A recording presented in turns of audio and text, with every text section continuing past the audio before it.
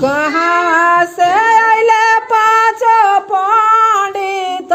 कहाँ से महादेव कहाँ से अइले पाँच पंडित कहाँ से महादेव कहाँ से अइले भगवान कठिन जगिया ठालाबी कहाँ से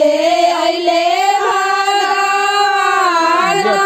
कठिन जगिया पूर्व से अइले पाँच पंडित दक्षिण से महादेव पूर्व से अइले पाँच पंडित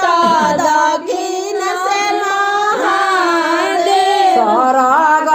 से अइले भगवान कठिन जगिया ठालाबी स्वर्ग से अइले भगवान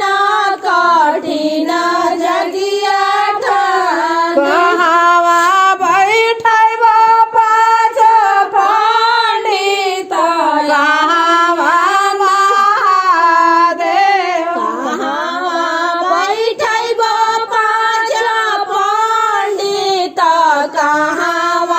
महादेव कहाँ बैठब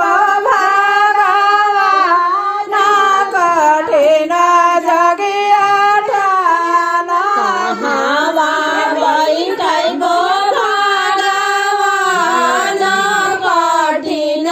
जगिया दुआर बैठब पाँच पंडित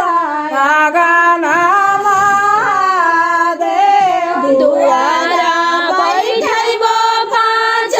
पंडित आगन महादेव चौका बैठब भगवान कठिन जगिया ठालाबी चौका बैठब भगवान कठिन जगिया गाई खियाइब पाँच पंडित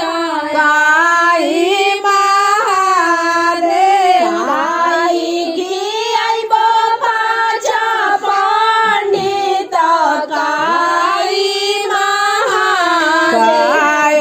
खियाइब भगवान कठिन जगिया ठालाबी गाई खियाइब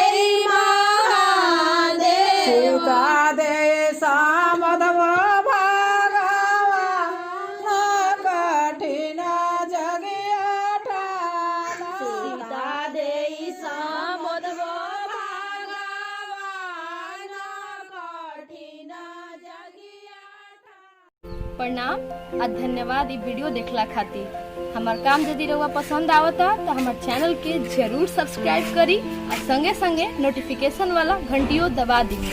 हमार चैनल पर भोजपुरी लोकगीतन के सुनी आ आनंद ली। हम रोज एगो वीडियो के संगे हाजिर बनी। धन्यवाद।